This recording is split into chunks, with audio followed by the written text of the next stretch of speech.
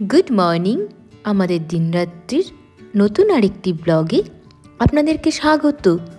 আশা করি সকলে ভালোই আছেন। আজ শুক্রবার, সকাল এখন 10টা। ছাদে এসেছি, দেখুন কি সুন্দর ফুটে গেছে ফুলটা, অপূর্ব লাগছে। কিন্তু দু রকমের কালার লাগিয়েছি, একটা সাদা আর একটা হলুদ, কিন্তু বুঝতে পারিনি যে কোনটা কোন ফুল হবে। একই টবের মধ্যে সাদা গাছও লাগিয়ে দিয়েছি, আবার হলুদ গাছও লাগিয়ে দিয়েছি। যাই হোক, মা এসেছে বাড়িতে। মা সকালবেলাতেই ফোন করে জানালো যে আসবে, আর আসার সময় মাকে আমি দুটো জিনিস আনতে বলেছিলাম। কি আনতে বলেছিলাম আপনাদেরকে বলছি সে কথা। আর এই দেখুন, এত মজা হচ্ছে তিনজনে মিলে, শীতের রোদ পোয়ানো আর হাসি ঠাট্টা মজা। মায়ের বাড়িতে অনেক কাজ আছে, তাই বসলো না। অনেক করে বললাম যে একটু বসো, কিন্তু বসলো না, চলে যাচ্ছে। মা আসলে পরে খুব ভালো লাগে। মা এসেছিল, অসময়ে এঁচোড় রান্না করেছে, আর আমাকে রেখে খাবে কি করে, তাই সেই এঁচোড়ের তরকারি দিতেই এসেছিল। শীতকালে এঁচোড় খেতে কিন্তু বেশ ভালো লাগে। আমি জিজ্ঞেস করলাম কত করে এঁচোড় নিয়েছে, জানালো যে 150 টাকা কেজি। তো 150 টাকা কেজি এই অসময়ে এঁচোড়। আমি জানি না দাম বেশি না কম, আমার যেটুকু মনে হচ্ছে যে একটু বেশিই। মা চলে গেল, আমি এসে গেছি রান্নাঘরে। আজকে মা 2 রকমের তরকারি নিয়ে এসেছে, একটা এঁচোড়ের তরকারি আর একটা পালং শাকের তরকারি। আমি ভেবেছিলাম আজকে আমি লাউ ঘন্ট রান্না করব, আর বানাবো হচ্ছে ছোলার ডাল, আর তার সাথে এই ময়া মাছ উচ্ছে দিয়ে আর এই লাউয়ের খোসা দিয়ে আলু দিয়ে ভাজা। এটা আমার শাশুড়ি মা খেতে খুব ভালোবাসেন। কিন্তু মা 2 রকমের তরকারি নিয়ে এসেছে, আর আমি এই 4 রকম রান্না করলে 6 রকম দিয়ে তরকারি সব থেকে যাবে। আর আমাদের তো একবেলার রান্না একবেলাতেই খাওয়া হয়, মানে এই খাবারগুলো তো রাতে কেউ খাবে না। আর রাতে আজকে পিঠে বানাবো, সো তরকারি এত লাগবেও না। সেই জন্য লাউটা রেখে দিলাম, আর ডালও বানাবো না, শুধু এই ময়া মাছের তরকারি বানাবো আর ওই ভাজাটা ভাজবো, তাহলেই হয়ে যাবে। আর আমার শাশুড়ি মা আমার মায়ের হাতে রান্না খেতে খুব ভালোবাসে। মা তো নিরামিষ খায়, শাশুড়ি মাও নিরামিষ, সেই জন্য আর অসুবিধে নেই। মায়ের তরকারি দিয়ে মামনির খুব ভালো করে হয়ে যাবে। আর আমার আর শ্বশুর মশাইয়ের মতন করে এই মাছটা রান্না করা, তাই অল্প মাছেই হয়ে যাবে দুজনের। আজকে এই ছোটো মাছটা রান্না করব, তার জন্য আমি কেটে নিয়েছি উচ্ছে আর পটল আর আলু, সবগুলোই ওই লম্বা লম্বা সরু সরু করে কেটে নিয়েছি। এবার এগুলোকে কি করলাম, তেলে হালকা করে 5 ফোড়ন দিয়ে একটু ভাজা ভাজা করে নিলাম, আর জল দিয়ে কষিয়েছি। কারণ মাছে না অনেকটা তেল টেনে নিল, এবার এই তেলটা কি করবে, ছেড়ে দেবে, আর এত তেল। যাই হোক, আর এর মধ্যে দিয়েছি আমি গুঁড়ো মশলা, হলুদ গুঁড়ো, জিরে গুঁড়ো, ধনে গুঁড়ো আর হচ্ছে লবণ, সব 1 চামচ করে। ওদিকে মাছের ওই তরকারিগুলো কষিয়ে নিয়ে জল দিয়ে একটু ফুটতে দিয়েছি, ফুটে উঠুক, তারপরে আমি মাছটা দিয়ে দেবো ওর ভেতরে, ভাজা মাছ আর ধনেপাতা। এদিকে এই পেঁপেটাকে কাটি, সেদিন তো পেঁপেটা নিয়ে এসেছে উত্তম, তো এই পেঁপেটা নিয়েছে 90 টাকা করে কেজি। এটা ছিল ওই 650 গ্রাম মতন, পড়েছে আপনার ওই 60 টাকা। তো এই ব্যাঙ্গালোরের পেঁপেগুলো না ভীষণ ভালো হয় খেতে। গত বছর এই সময়তে প্রচুর পেঁপে এনেছিল উত্তম, প্রায় প্রত্যেক দিনই আনা হতো। এত মিষ্টি হয় এই পেঁপে, খেতে ভীষণ ভালো লাগে। তো ভাবলাম মাছের ঝোলটা ফুটতে ফুটতে আমার পেঁপেটা কাটা হয়ে যাবে। আর কলেজ যেদিন থাকে, বাড়ি থাকতে পারি না, সেদিন এই ফলগুলো তো দুপুরবেলা কাটা হয় না, আর সকালবেলায় ওই কেটে নিয়ে যাওয়াটাও মুশকিল হয়ে যায়। আজকে তো ছুটি আছে, আজকে ওই জন্য কেটে নিচ্ছি, না হলে যেটা হবে এটা আর কাটা হবে না। ছুরি দিয়ে পেঁপে কাটার না, এটা একটা খুব সহজ পদ্ধতি। আপনি যদি এই লম্বা করে ফেরে নিয়ে বা প্রথমে যদি মনে করেন যে সব খোসাগুলো আমি আগে ছাড়িয়ে নেব তারপরে কাটবো, তাহলে সেটা না খুব ডিফিকাল্ট হয়ে যায়। আর এইভাবে গোল গোল করে কেটে নিয়ে তারপরে যদি আপনি এর খোসাটা ছাড়ান, তাহলে ছুরি দিয়ে খুব সহজে কিন্তু কাটা যায়। এইভাবে কিন্তু আপনারা ছুরি দিয়ে পেঁপে কাটতে পারেন। পুরো পেঁপেটা এখন কাটবো না, উত্তম নেই, উত্তম আজকে খুব সকালে বেরিয়ে গেছে। ও 7টার ট্রেন ধরে গেছে বহরমপুরে, আজকে ওর ওখানে মিটিং আছে। তো ওর জন্যই হাফ পেঁপে আমি রেখে দিচ্ছি, ফ্রিজে রেখে দেবো, অসুবিধা হবে না, ওকে কালকে কেটে দেবো। দাঁড়ান একটু বাবুকে দিয়ে আসি। বাবুকে দিয়ে দিয়েছি, আর আমি এক পিস খেয়ে দেখি কেমন মিষ্টি। সত্যি দুর্দান্ত মিষ্টি। কিন্তু আপনারা এই ব্যাঙ্গালোরের পেঁপে যদি বাজারে পেয়ে থাকেন, তাহলে কিনে খেয়ে দেখবেন, খুব ভালো। আমাদের এখানকারের পেঁপের মতন নয়, একদম অন্যরকম খেতে, ভীষণ সুস্বাদু। আর এদিকে আমার মাছের ঝোলের সবজিগুলো সব সেদ্ধ হয়ে গেছে, আর এখন ওই ভাজা মাছ আর ধনেপাতাটা মিশিয়ে দিলাম, আর একটু টমেটোও দিয়ে দিয়েছিলাম তার আগে দিয়ে এবার এটাকে একটু ফুটিয়ে নিয়ে নামিয়ে নিলাম। হয়ে গেছে আমার মাছের তরকারি। শীতকালে উচ্ছে দিয়ে এইরকম চুনো মাছ রান্না করে খেতে না ভীষণ ভালো লাগে। স্নান হয়ে গেছে, বাবুকে অনেকক্ষণ আগে খেতে দিয়ে দিয়েছি 1:30টার সময়, আর মামনির ভাতটাও বেড়ে দিয়েছি। আর এবার আমি আমার খাবারটা নিয়ে নিচ্ছি, দিয়ে খেয়ে নেব। কিন্তু আজকে খাওয়া দাওয়ার পরে আর কোনো রেস্ট করব না, একটা মস্ত বড় কাজ রয়েছে। ওই যে রান্না করতে করতে আপনাদেরকে একবার বললাম না যে আজকে পিঠে বানাবো। হ্যাঁ, আমার এই শ্বশুরবাড়িতে প্রথম পিঠে বানানো। আমি কখনো এর আগে পিঠে বানাইনি, তো পাটিসাপটা পিঠে বানাবো, দেখি কীরকম পারি নাকি বানাতে। তবে মায়ের কাছে মাকে পিঠে বানাতে অনেকবার সাহায্য করেছি, পুলি পিঠে বানিয়ে দিয়েছি, অনেক কিছুই মাকে সাহায্য করেছি, কিন্তু এই রকম পাটিসাপটা পিঠে আমি কখনো বানাইনি। আর এই দেখুন এঁচোড়টা দিয়ে ভাত খেতে যা সুন্দর লাগলো, খুব ভালো হয়েছে এঁচোড়টা। আর এই অসময়ের এঁচোড় সত্যিই সুন্দর। মা তো নিরামিষ করে রান্না করেছে, তাতেই এত ভালো লাগছে। আর যদি চিংড়ি মাছ দিয়ে রান্না করা যায় তাহলে তো আর কি বলবো।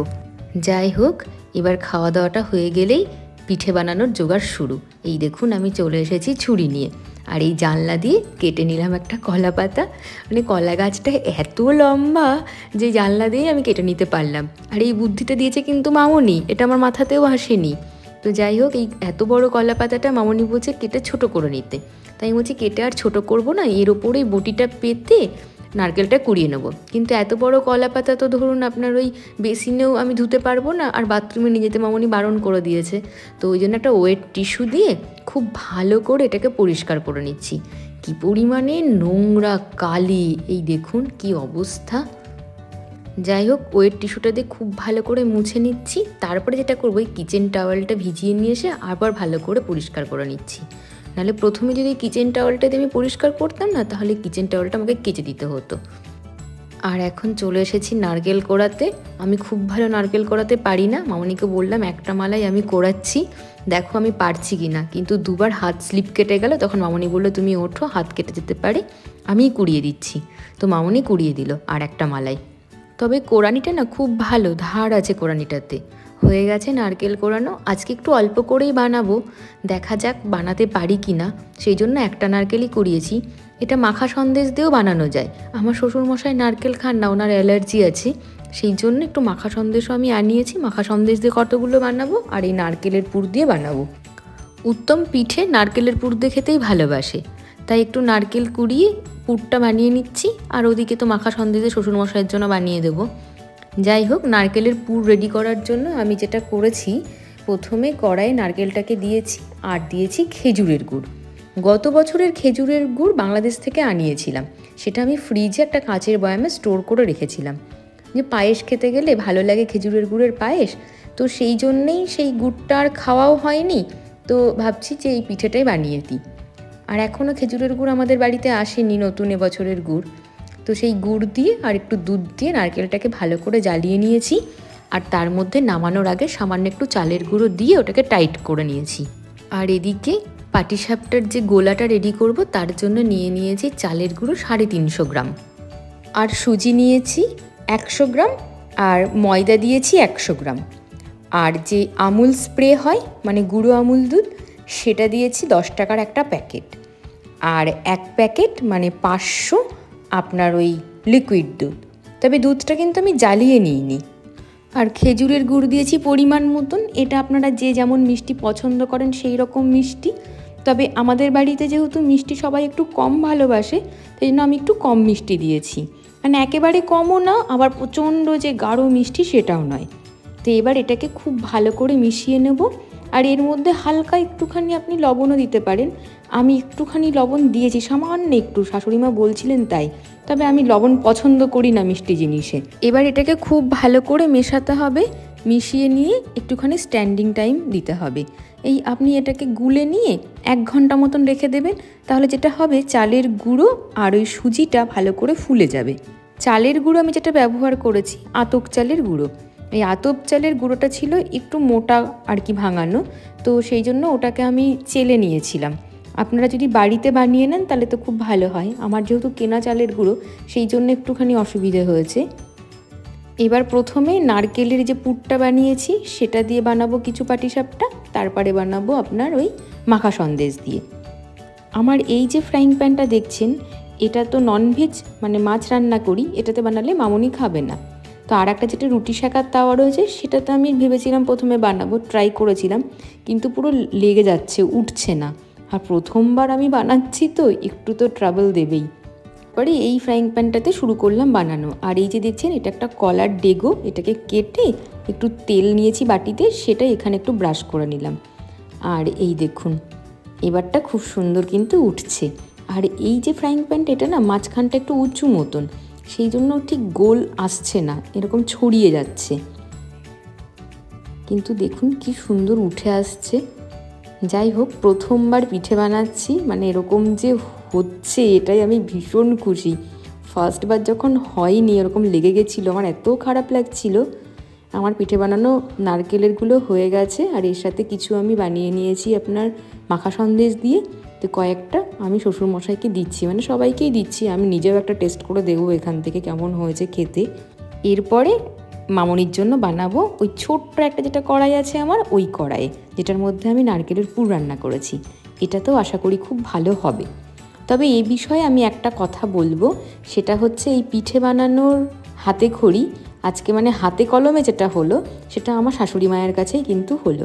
উনি খুব সুন্দর পিঠে বানান, ওনার কাছ থেকেই শিখলাম। কিন্তু উনি যখন নিচতলায় গেলেন, তখন আমি একটু নিজের মাথা খাটিয়ে এটুকু আমি উপলব্ধি করেছি যে পিঠে এই পাটিসাপটা বানাতে গেলে একদম লো ফ্লেমে, আমি যেহেতু সবথেকে বড় যে ওভেনটা রয়েছে আমার গ্যাসের, সেটাতে আমি বানাচ্ছিলাম, সেই জন্য আমি একদম ফ্লেমটাকে লো রেখেছিলাম। তারপরে এই গোলাটা 1 চামচ করে দিয়েছি আর হালকা করে ঘুরিয়ে নিয়েছি। আর যদি আপনি এরকম ননস্টিকের জিনিসে পিঠে বানান, তাহলে আপনাকে বেশি তেল ব্রাশ করতে হবে না। যদি বেশি পরিমাণে তেল ব্রাশ হয়ে যায়, তাহলে যেটা হচ্ছিল যে ওই গোলাটা না চারিদিকে ছড়াচ্ছিল না, এক জায়গায় জড়ো হয়ে চলে আসছিল। তো সেই জন্য হালকা করে একদমই সামান্য তেল ব্রাশ করতে হবে, না করলেই নয় যেরকম। আর গ্যাসের ফ্লেমটা রাখতে হবে একদম লো। তারপর এটাকে ঘুরিয়ে নিয়ে হালকা টেনে যাবে যখন, আপনার গোলাটা দেখতেই পাবেন, তখন ওই যে পুরটা আপনি ইউজ করছেন, পুরের কিছুটা অংশ যেন আপনার ওই কড়াইয়ের গায়ে, মানে রুটিটার বাইরে থাকে, আর কিছুটা অংশ রুটির ভেতরে থাকে। তাহলে যেটা হবে যে ওটা লেগে আপনার গুটিয়ে চলে আসবে। তো ওরকম করেই আমি বানালাম। প্রত্যেকটা পিঠে কিন্তু আমার ভীষণ সুন্দর হয়েছে, মানে আমার কোনো অসুবিধা হয়নি। আর এই দেখুন, এই যে পিঠেটা বানাচ্ছি, এটাতে না আমার তেল একটু বেশি পড়ে গেছে, ওই জন্যই বললাম তেলটা একটু কম দেবেন। দেখুন এটা না এক জায়গায় জড়ো হয়ে চলে আসছে, লেগে থাকছে না। এই দেখুন, দেখেছেন কীরকম ছড়িয়ে যাচ্ছে। এই জন্যই বলেছিলাম একদম হালকা, মানে না দিলেই নয়, এরকম তেল ব্রাশ করতে হবে। তারপরে ধীরে ধীরে এটাকে ঘুরিয়ে একদম রুটির মতন করে নিতে হবে। আর এরকম গোল জিনিসে না বেশি ভালো হচ্ছে, আমি দেখলাম আমার ওই ছড়ানো ফ্রাইং প্যানের থেকে এই ছোটো কড়াইয়ে অনেক সুন্দর হয়েছে পিঠেগুলো। ছড়ানো ফ্রাইং প্যানে আমার খুব অসুবিধে হচ্ছিল।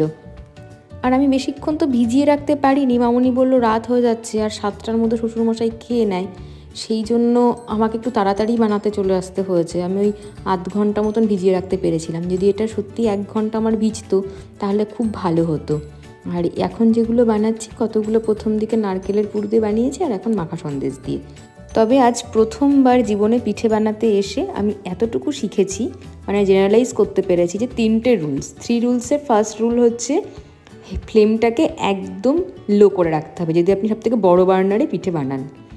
আর যেটা আপনি ননস্টিকের তাওয়া বা কিছু কড়াই নিচ্ছেন, সেক্ষেত্রে আপনাকে একদম লাইট অয়েল ব্রাশ করতে হবে, মানে না করলেই নয়।